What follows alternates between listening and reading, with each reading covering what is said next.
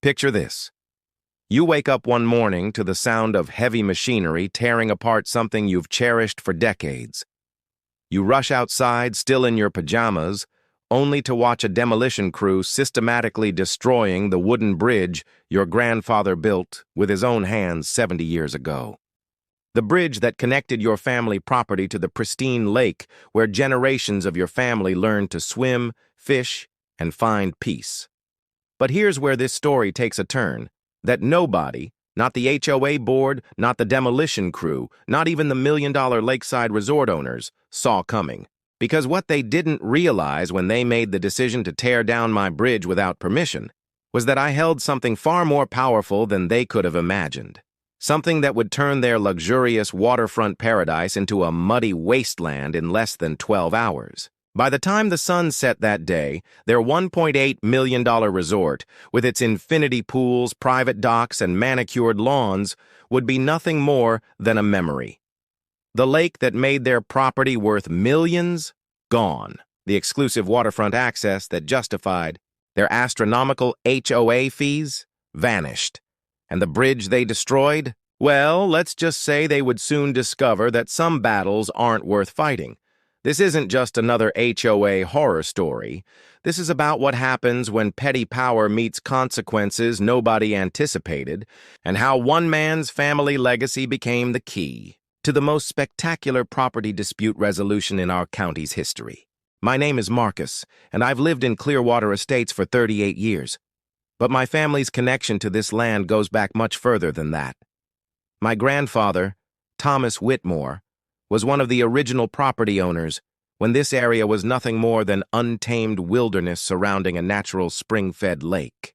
Back in 1952, he purchased 40 acres of what locals called swampland for practically nothing, drawn by the crystal-clear lake that sat like a hidden jewel in the center.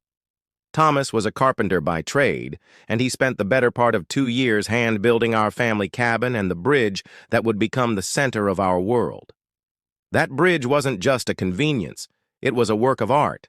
Crafted from local cypress wood and engineered to last generations, it spanned the narrowest part of the lake, connecting our property to a small island where Thomas built a workshop and later a guest cabin. For decades, our bridge was a landmark.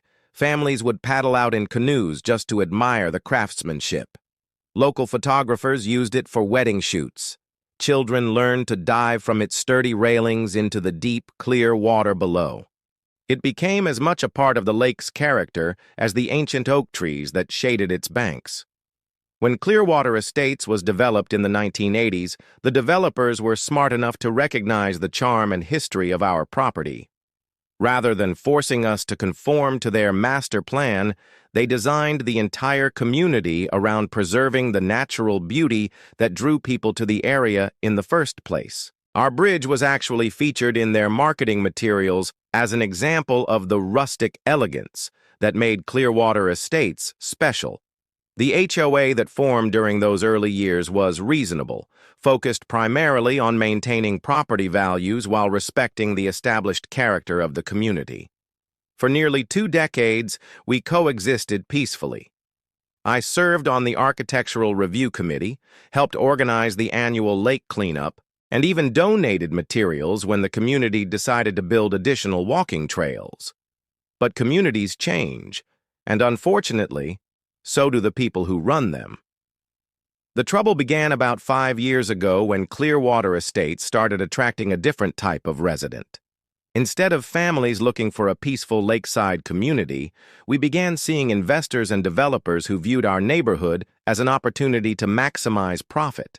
Property values soared, modest family homes were demolished and replaced with architectural monstrosities, and suddenly, the small-town charm that had defined our community for decades began disappearing. The tipping point came when Pinnacle Development Corporation purchased a large tract of land on the opposite shore of our lake. They had grand plans, a luxury resort and spa that would cater to wealthy clients seeking an exclusive lakeside retreat. The resort would feature private villas, a world-class restaurant, championship tennis courts, and most importantly, premium waterfront access to our pristine lake. Now, here's where things get interesting from a legal perspective. When my grandfather originally purchased his property in 1952, the deed included water rights to the lake. These weren't just riparian rights, the typical rights that lakefront property owners have to reasonable use of adjacent water. Thomas had purchased actual water rights, which meant he owned a significant portion of the lake itself, including the natural dam that controlled its water level. Most people, including the newcomers moving into Clearwater Estates, had no idea about these water rights. The information was buried in old county records, and unless you specifically knew what to look for, you'd never find it. Even I didn't fully understand the implications until much later in this story. When Pinnacle Development announced their resort plans, the community's reaction was mixed. Some longtime residents worried about increased traffic and commercialization. Others were excited about the potential boost to property values and the prestige of having an exclusive resort in their backyard. But everyone agreed on one thing. The resort's success would depend entirely on maintaining the lake's pristine condition and aesthetic appeal. The resort's marketing materials promised guests untouched natural beauty and exclusive access to one of the region's most pristine lakes. They charged premium rates based on this promise, with villa rentals starting at $2,000 per night and spa packages costing more than most people's monthly mortgage payments. As construction progressed, it became clear that Pinnacle Development had spared no expense. The main lodge was a masterpiece of timber and stone architecture. The villas were positioned to maximize lake views while maintaining privacy. They installed a state-of-the-art water treatment system to ensure the lake remained crystal clear. Every detail was designed to justify their astronomical pricing and attract the kind of clientele who expected perfection. But there was one element of the lake's aesthetic that resort management found problematic: my grandfather's bridge. From their perspective, the rustic wooden bridge disrupted the carefully curated wilderness luxury experience they were trying to create. It was a reminder that this wasn't truly private, untouched land, but rather a community with history and established residents. Worse, from their point of view, guests could see our family cabin and property from the resort, which diminished the illusion of exclusive isolation they were trying to sell. Initially, their approach was diplomatic. The resort's general manager, a slick-talking man named Richard Pemberton, invited me for lunch and made what he called a generous offer. They wanted to purchase an easement that would allow them to remove the bridge and restore what he termed the lake's natural shoreline. In exchange, they offered to build me a new dock and provide me with a small boat for lake access. I politely declined. Pemberton tried a different approach, emphasizing the financial benefits. He pointed out that removing the bridge would increase my own property value by improving my lake views. He offered to pay for a professional landscape architect to design a more suitable waterfront solution for my property. When that didn't work, he hinted that a cash payment could be arranged to compensate me for any inconvenience. I declined again, explaining that the bridge wasn't just infrastructure. It was a family heirloom, a piece of history that connected 4 generations of my family to this lake. I wasn't interested in selling, trading, or compromising on its future. That's when Richard Pemberton made a statement that should have served as a warning about what was coming. "I'm sure we can find a way to work this out that satisfies everyone's interests." What I didn't realize at the time was that working it out meant launching a coordinated campaign to force me into compliance through the HOA. The transformation of our homeowners association from a reasonable community organization into Pinnacle Development's enforcement arm did not happen overnight, but it was systematic and calculated. Within 6 months of my refusal to cooperate, 3 new board members were elected, all of whom happened to be either employees of Pinnacle Development or had direct financial ties to the resort's success. The first sign of trouble came disguised as a community improvement initiative. The new board announced they were conducting a comprehensive review of all structures within Clearwater Estates to ensure compliance with updated architectural standards. This sounded reasonable on the surface, After all, some properties had been neglected over the years, and maintaining community standards was important for property values. But when the Architectural Review Committee's report was released, it became clear that this wasn't about community improvement at all. Of the 43 structures they evaluated, only one was deemed non-compliant with current community standards: my grandfather's bridge. The report was a masterpiece of bureaucratic manipulation. It cited safety concerns about the bridge's structural integrity, despite the fact that it had been professionally inspected and certified just 2 years earlier. It referenced aesthetic inconsistencies with the community's evolved design standards, conveniently ignoring the fact that the bridge had been specifically preserved and celebrated when those standards were originally established. Most insidiously, the report claimed that the bridge violated newly discovered environmental protection guidelines related to water quality and wildlife habitat preservation. This was particularly rich, considering that the lake had never been clearer or more ecologically healthy than it was with the bridge in place. But remember what I mentioned about audience retention? Here's where this story takes its first major turn that nobody saw coming. The HOA demanded that I remove the bridge within 60 days or face daily fines of $500. When I appealed their decision, they scheduled a hearing for a Tuesday afternoon when they knew most working residents couldn't attend. The hearing was a sham. They had clearly made their decision before I even walked into the room.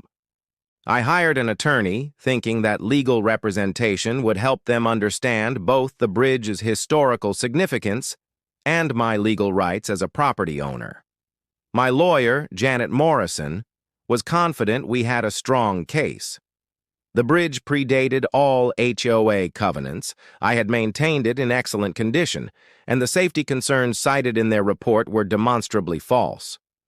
But Janet discovered something troubling when she began researching the case. The HOA had recently amended their governing documents to give themselves broad authority over any structure that impacts the community's aesthetic character or environmental integrity.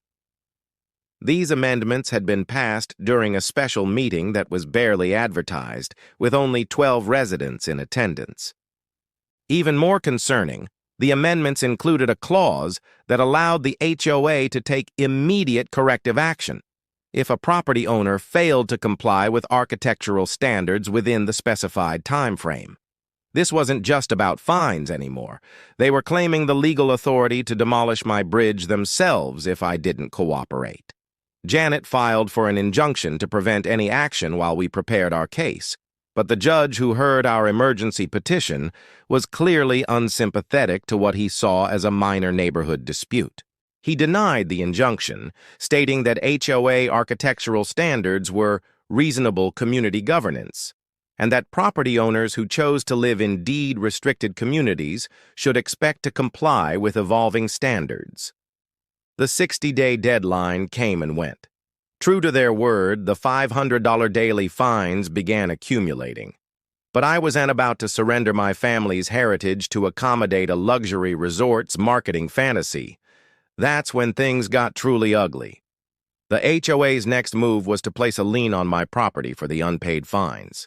Within 3 months, I owed over $45,000 in penalties. They sent certified letters threatening foreclosure proceedings if the debt wasn't satisfied. The psychological pressure was immense. They were essentially trying to force me out of the home where I'd lived for nearly 4 decades. But the financial pressure was nothing compared to the social campaign they launched within the community. Suddenly, neighbors who had been friends for years began treating me like a pariah. I later learned that the resort had been hosting community appreciation events, where they painted me as a selfish holdout who was preventing progress and harming everyone's property values. They circulated a petition asking me to do the right thing for the community and remove the bridge voluntarily. The petition garnered over 200 signatures, including people who had never even seen my bridge and had no understanding of its history or significance. It was a masterclass in manufacturing community consensus through selective information and social pressure. Here's where the story gets even more intense, and why you won't want to miss what happens next. Richard Pemberton escalated his personal campaign against me. He started showing up at community events specifically to confront me about the bridge.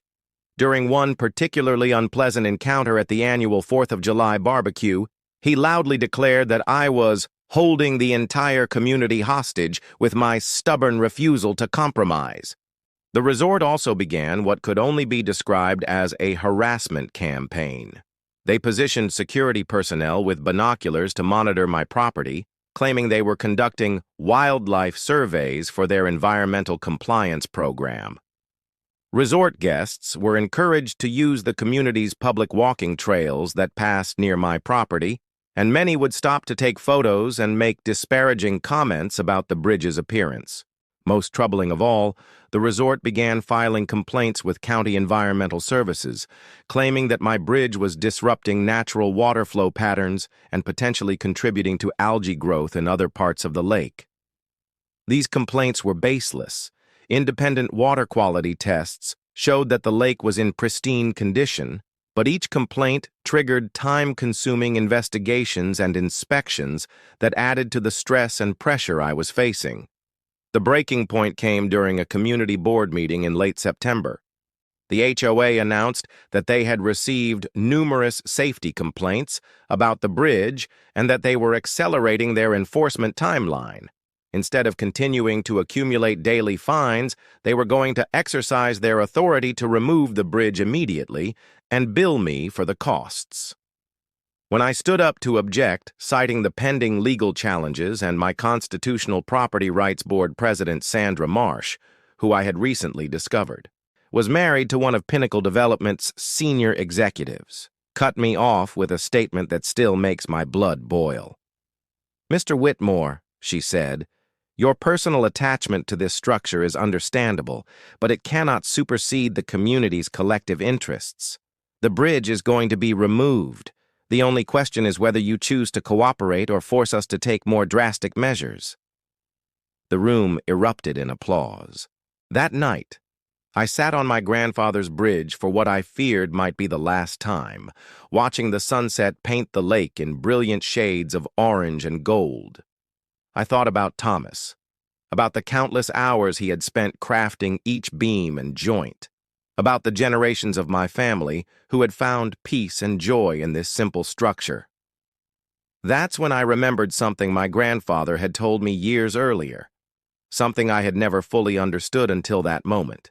He had always been proud of being one of the original landowners, but there was something else, something about water rights and the old dam that he mentioned whenever he talked about the early days of our property. I spent the next morning in the county clerk's office, digging through property records and deeds from the 1950s. What I discovered changed everything. The demolition crew arrived at 6:47 a.m. on a Tuesday morning in early October. I know the exact time because I had been awake since 4 a.m., watching from my kitchen window and documenting everything with my camera. They brought 2 trucks, a small excavator, and enough equipment to reduce my grandfather's bridge to splinters in a matter of hours. What they didn't bring was any attempt at stealth or subtlety. The HOA clearly wanted this to be a public demonstration of their authority.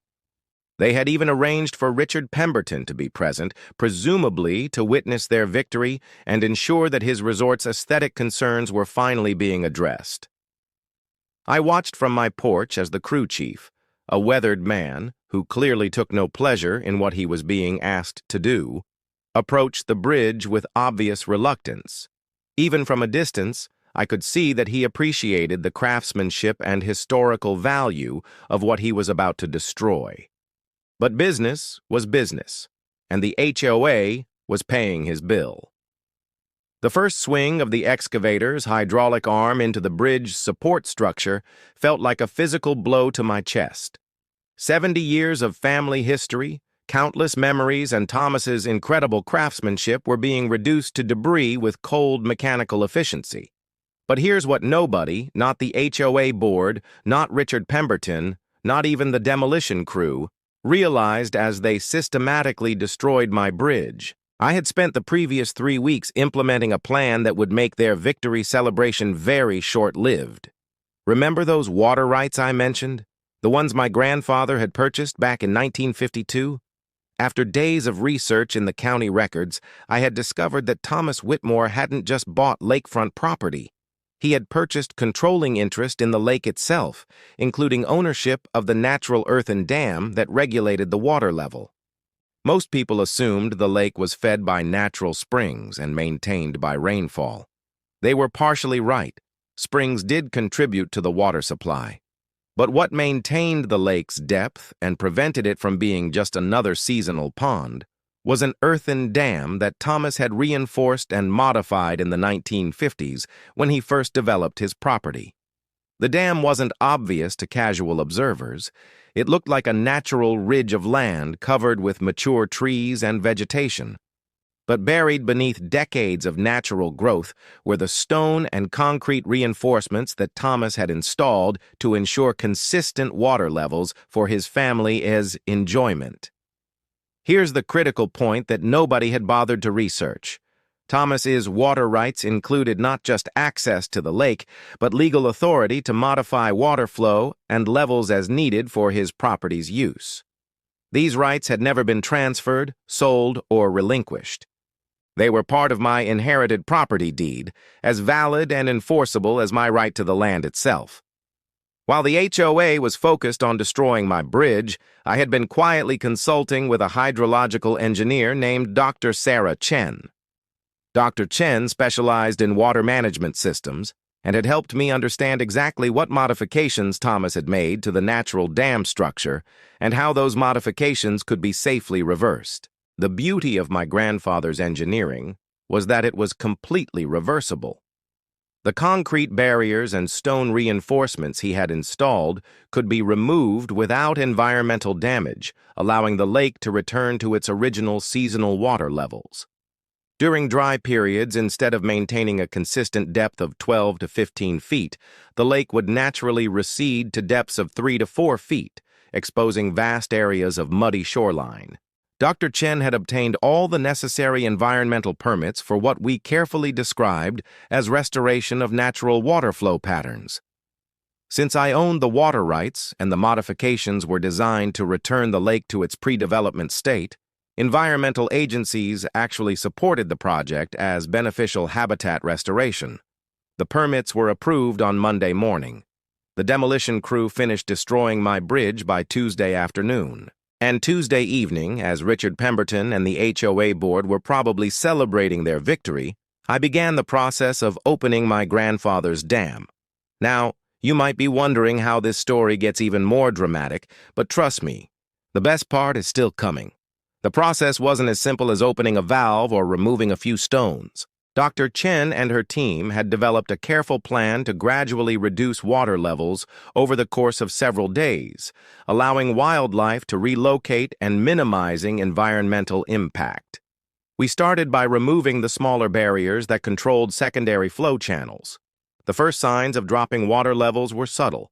Within 24 hours, the lake had receded about 6 inches. Casual observers might have attributed this to seasonal changes or recent dry weather. The resort's maintenance staff probably noticed that their water intake systems were drawing from slightly lower levels, but this wouldn't have triggered any immediate concerns. By Thursday morning, however, the changes were becoming impossible to ignore. The lake had dropped nearly 2 feet, exposing rocky shorelines that hadn't been visible in decades. The resort's boat docks, which had been designed for deep water access, were suddenly sitting in barely 3 feet of water.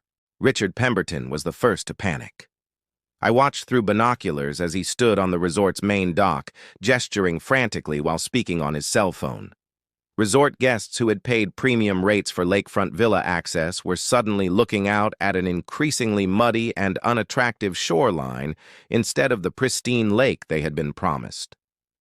By Friday, the situation had become a full-blown crisis for Pinnacle Development.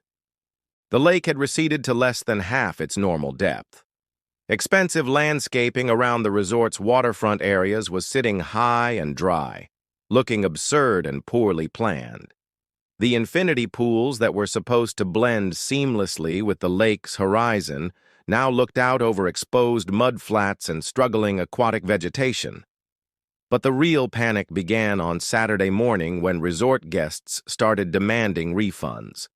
Here's what you have to understand about the luxury resort business. Reputation is everything. When you're charging $2,000 per night for a lakefront villa, your guests expect perfection. They expect the pristine natural beauty that was promised in your marketing materials. They don't expect to wake up to the sight of a rapidly disappearing lake and the smell of exposed lake bottom. Social media made everything worse for the resort. Disappointed guests began posting photos of the fake lake and the bait-and-switch marketing they had encountered. Reviews on travel websites started reflecting the reality of paying luxury prices for what was quickly becoming a mud pit with expensive accommodations nearby. The financial impact was immediate and devastating. Not only were current guests demanding full refunds, but upcoming reservations were being canceled at an unprecedented rate. The resort's entire business model was based on exclusive lakefront access, and without a lake, they had nothing to offer that justified their premium pricing. That's when Richard Pemberton made his first desperate call to me. The phone rang at 7:23 a.m. on Sunday morning. I was sitting on my back porch, drinking coffee and watching the sunrise over what had once been a 12-foot deep lake and was now a collection of muddy pools connected by narrow channels of flowing water. "Marcus, this is Richard Pemberton. We need to talk." The panic in his voice was unmistakable. Gone was the smooth confidence and barely concealed contempt that had characterized all our previous interactions. This was a man whose million-dollar business was disappearing as quickly as the lake water. "Good morning, Richard. I was wondering when I'd hear from you." "What the hell did you do to our lake?" "Your lake?"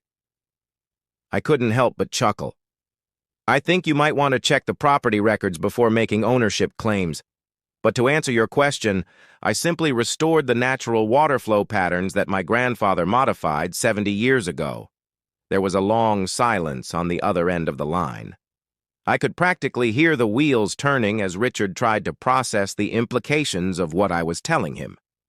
"You can't do this. There are laws, regulations, environmental protections." "All of which I followed meticulously," I interrupted. "I have all the proper permits, environmental impact studies, and legal documentation. Everything was done by the book." "But this will destroy our business." "That's interesting," I said, taking another sip of my coffee. "When your organization destroyed my bridge, I don't recall anyone being particularly concerned about the impact on my family's 70-year history with this lake." The silence stretched longer this time.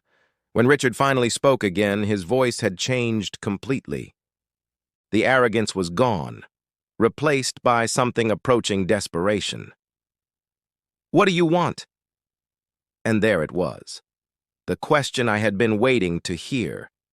After months of harassment, legal threats, social pressure, and finally the destruction of my family's heritage, the people who had held all the power were suddenly ready to negotiate.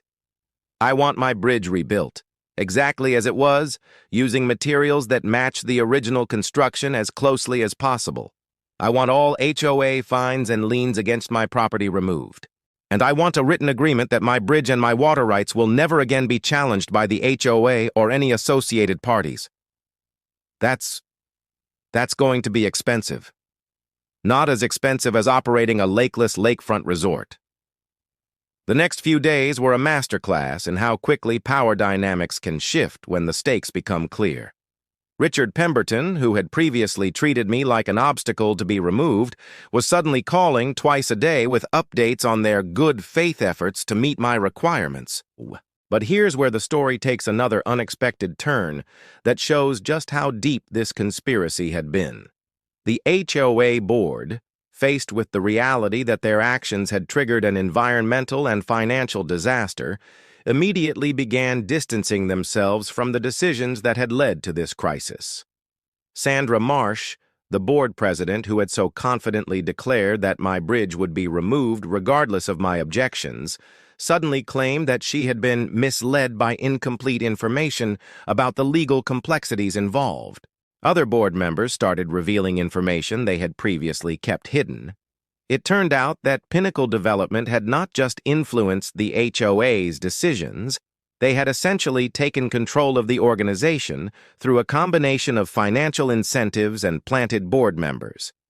The Community Improvement Initiative that had targeted my bridge, it was funded entirely by the resort, with payments disguised as consulting fees and community development grants.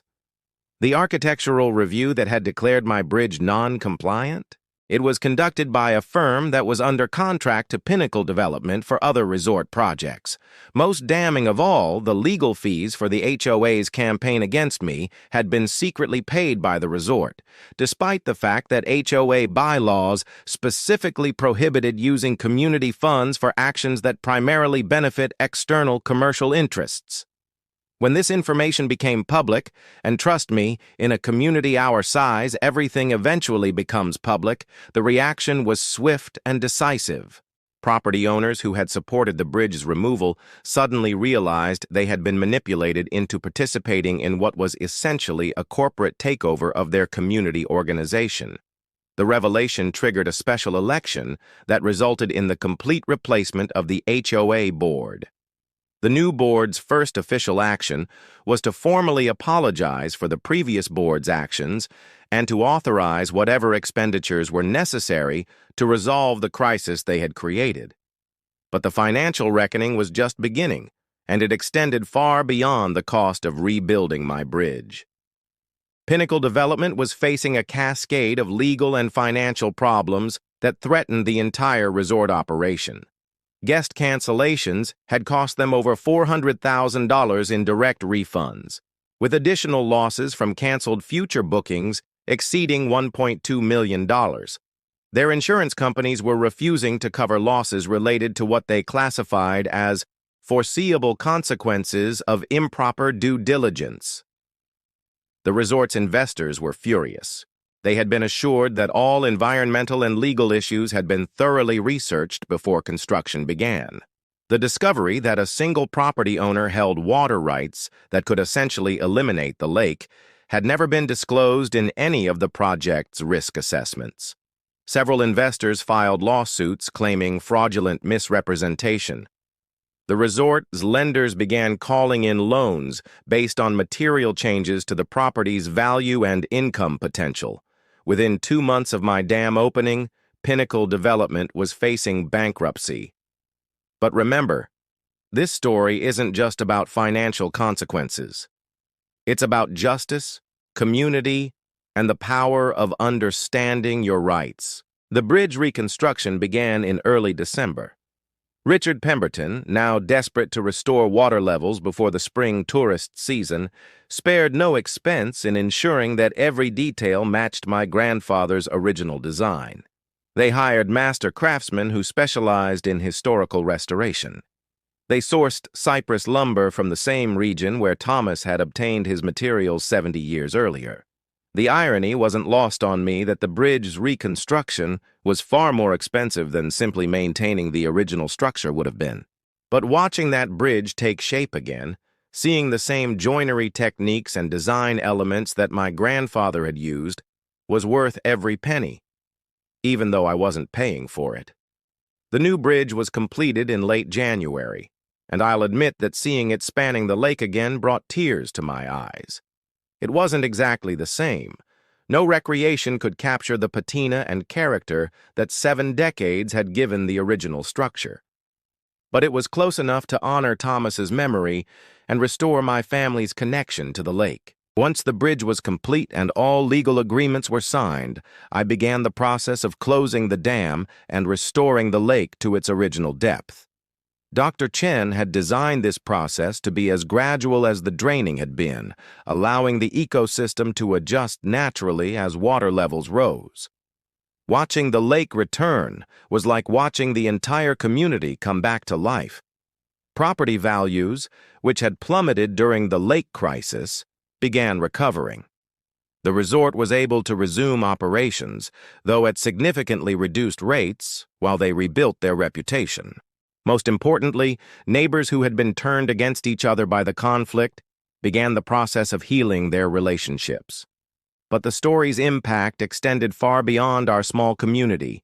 News of the dispute had attracted attention from property rights organizations, environmental groups, and legal experts who recognized the broader implications of what had occurred.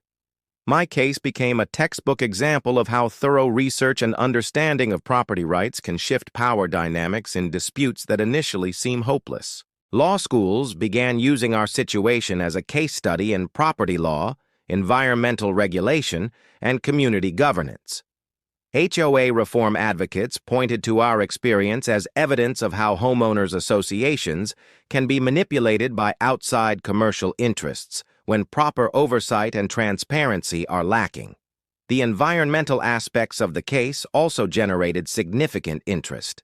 The fact that returning the lake to natural seasonal water levels had actually improved habitat diversity, and water quality challenged conventional assumptions about human modifications to natural systems. Dr. Chen published a paper about the project that was cited in environmental restoration journals across the country. She noted that my grandfather's original dam modifications, while artificial, had created conditions that supported different species than the lake's natural state. Neither condition was inherently better or worse. They were simply different ecosystems that supported different communities of wildlife. Most importantly, the resolution of our dispute established legal precedents that strengthened property owners' rights in similar situations. Courts in other jurisdictions began citing our case when ruling on HOA authority limitations and the protection of historical structures with established legal standing. The financial outcome was also significant for everyone involved. While Pinnacle Development initially lost millions, the resolution of the conflict and the restoration of the lake actually increased the resort's long-term value. By spring, they were operating at full capacity again, with guests attracted by the authenticity of the historic lakefront experience, rather than the artificial exclusivity they had originally marketed.